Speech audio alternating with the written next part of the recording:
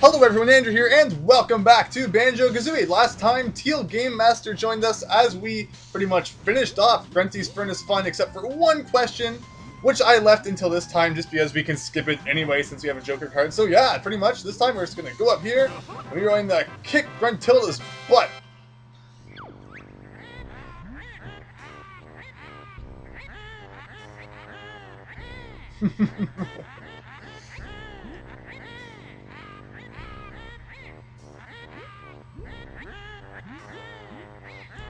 I like how willing she is, though, to keep up her end of the deal. You know, most villains would be like, psych!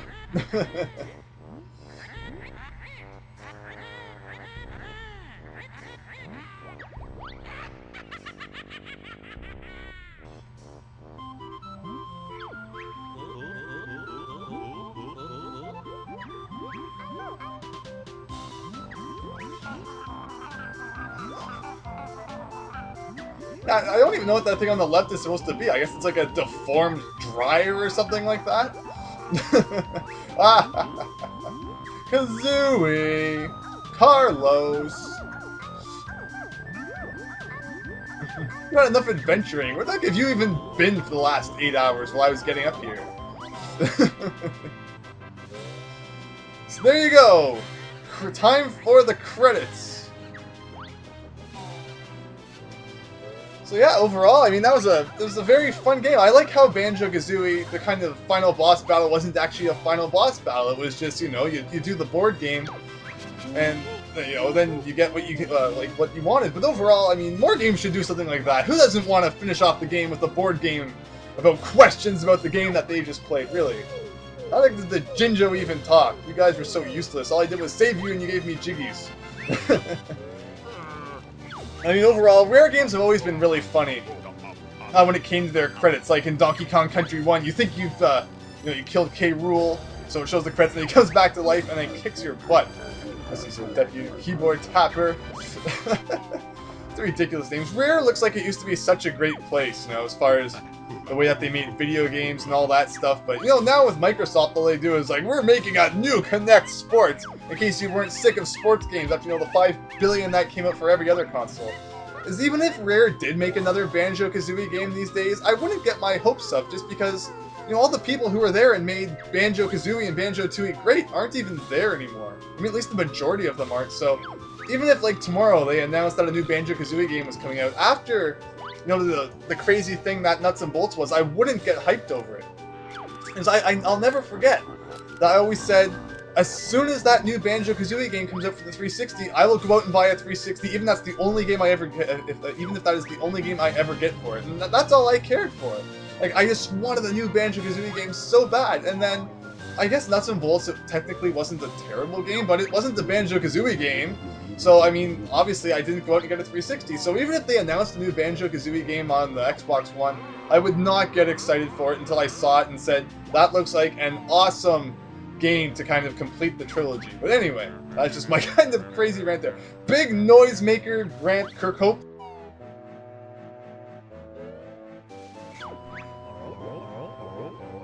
Chief free player.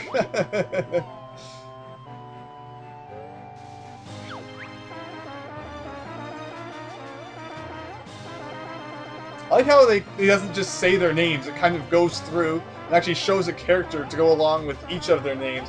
I mean, you look back in the days of the NES, some games didn't even have credits, or it was like Mega Man 2, and all the times I've beat that, the credits are like 30 seconds long. These days, you're watching credits for like the next 5 hours, and it doesn't let you save until you're finished watching them, which is always a really big jerk move. Trunker. Big butt.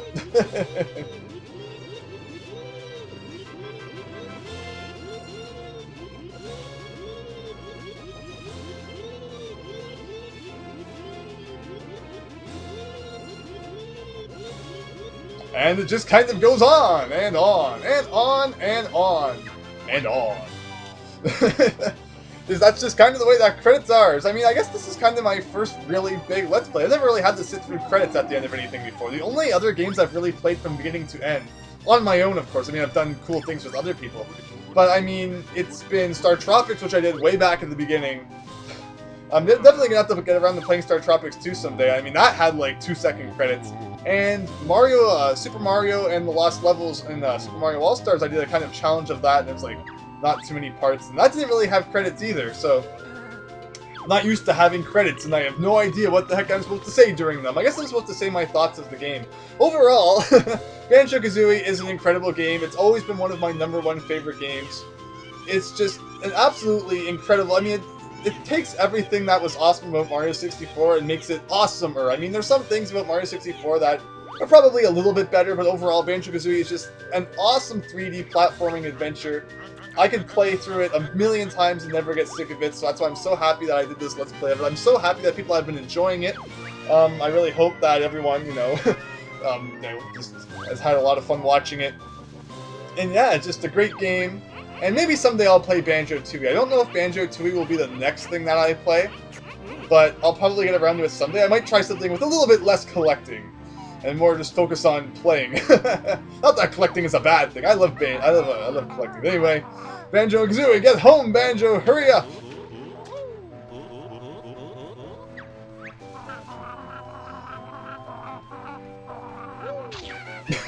There, now the game is complete. Now that carrot is dead. He was the true final boss all along. We're ready to partay! They're due for a drink. These days would have to be changed to, like, I could do with a chocolate milk. Mumbo flipping the burrs. Like, I don't even think they knew Mumbo before the game actually started, right? You kind of meet him in the first level.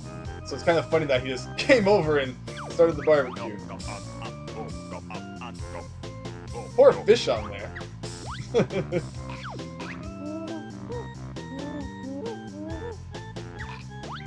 Don't worry, we won't forget about you.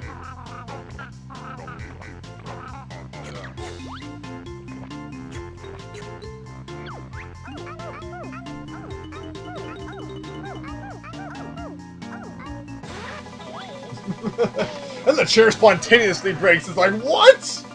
We're actually supposed to defeat her?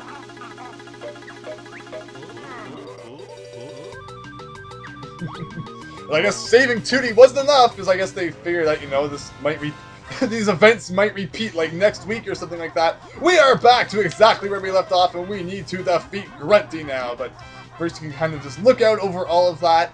Now, anytime you want, you can grab all of the extra lives, all the health, but there's not really too much point to it, because who even needs that stuff? Yeah, overall, that's where we came from. And now we can head up this staircase that we saw Grunty kind of running up earlier. And this brings us to Cauldron Keep. I absolutely love this area. Just the music and the atmosphere. I've always loved everything about this. Although, there's the connecting cauldron for that, so pretty much you don't have to walk across the whole board game every time you want to come here. This is still considered part of Gruntilda's lair, and in fact there is no other kind of place in the game that would be considered a separate level. But here is the 810 note door. So as you can see, out of 900 notes in the game, they definitely make you find a lot of them. So we might as well open that. And before we continue on in there, I just want to kind of jump up into this little window thing here. Because I believe, is there not an extra life in there? Is there another window? Oh, there is another window. I thought it was that window. Although, man, look at this camera angle. How am I even supposed to do anything like this? There we go, up to 7 lives. I mean, we could easily go and get 9 on the board game, but who even needs to worry about that? But through here, we have the biggest puzzle in the game, and it starts us off with absolutely no pieces.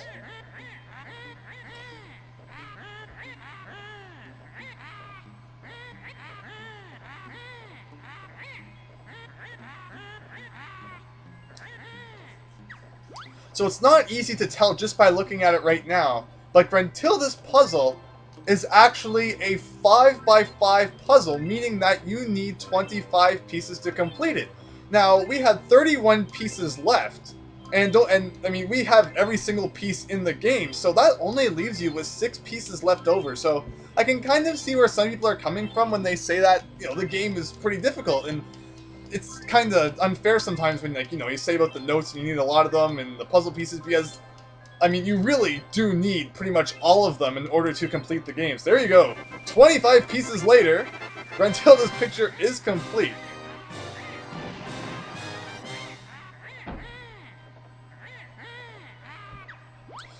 So yes, it opened up this massive door here. So that is the kind of final thing that we needed to do at the moment.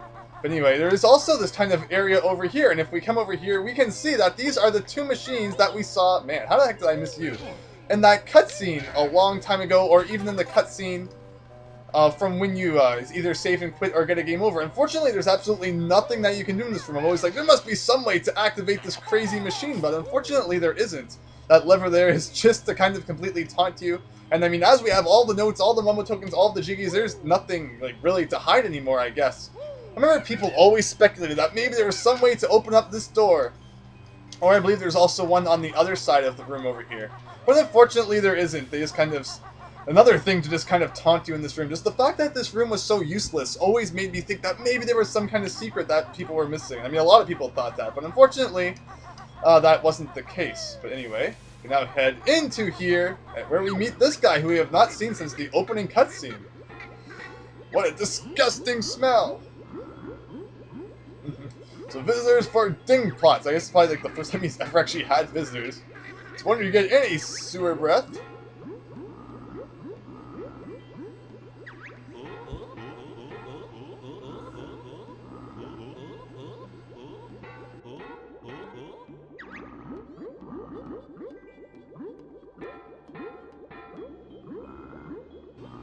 You was sicking me earlier on. That is great. Just in case you thought we weren't done with, you know, all the disgusting things.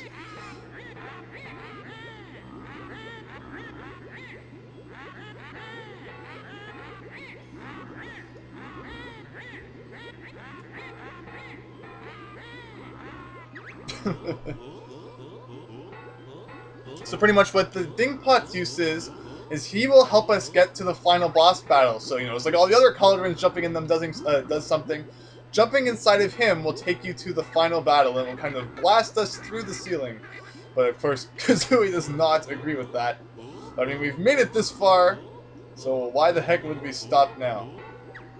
But as I'm sure people are noticing, in the background, I mean, Tooty says she'll be fine with me. You don't even have Tooty anymore. What the heck are you talking about? Unless there's something I'm completely missing. But there are still note doors in this room. I mean, despite the fact that the final boss battle is right there, we still have note doors to open. We have 846, 864, whatever that one said, 828, and 800, I believe, 82. So, still 4 more note doors to open, and what could be behind them? So, let's start with the lowest one. And behind it, we have a gigantic blue egg. And getting this blue egg will refill our eggs to max. So that's pretty much what the use of that is. That's 64. I believe this one was 846. And there you go. So a gigantic red feather, and you can probably guess what this one does. And you can probably guess what will be behind the next door. A gigantic gold feather. I always really like the graphics of them. They look pretty nice. So, gold feather is definitely a good thing. Only added 2, so that takes me back up to 20. But we've seen blue eggs, we've seen red feathers, and we've seen gold feathers. But what does that leave for the 882 door? We will find out on the next episode. I'm joking. We'll do it right now. Let's open it and see what is inside. This has always been one of my favorite kind of things in the game. And I remember, it's another puzzle. I just remember how shocked I was as a kid to see that there actually was another puzzle. Because, I mean, you'd think Gruntilda's puzzle that takes you to the final boss battle, that would be the last thing, but there you go. Even more puzzle pieces are needed, meaning that after this we will only have 2 left over. So if we fill this up, you can probably start to see what this is. It is an empty honeycomb, and that will turn all of our health segments red. So what that just did was that doubled the amount of health that we have, because if we take damage, one of the red honeycombs will turn yellow. And then once all of the red honeycombs have turned yellow, then you will actually start to lose health. And of course, getting health back will also refill the red ones too. So we just doubled our health from 8 to 16. And I've always really loved the fact that this game actually did that. I remember the first time I ever filled in that puzzle, I'm like, whoa, that is actually really cool. So I guess that kind of makes up for the fact that getting the last 6 empty honeycombs did absolutely nothing.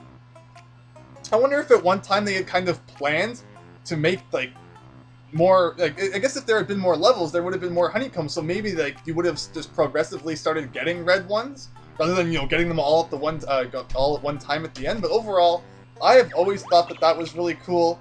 But I can now say that we have opened every single note door and completed every single puzzle in the game. So you only need 810 notes to get to the final battle, but you need 885 to, of course, get this final secret in. There's some other doors to open along the way too, which refill all your stuff.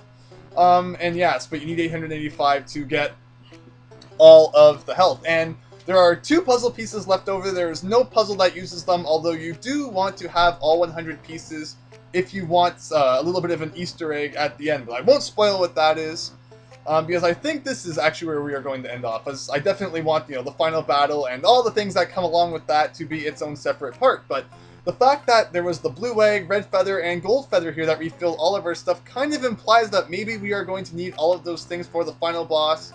So definitely look forward to that, because this is one of my final boss battles ever. It has great music, it's a great battle, it really uses all of the things that you've learned throughout the game to create one really, really, really good conclusive battle. So I hope that everyone is looking forward to that.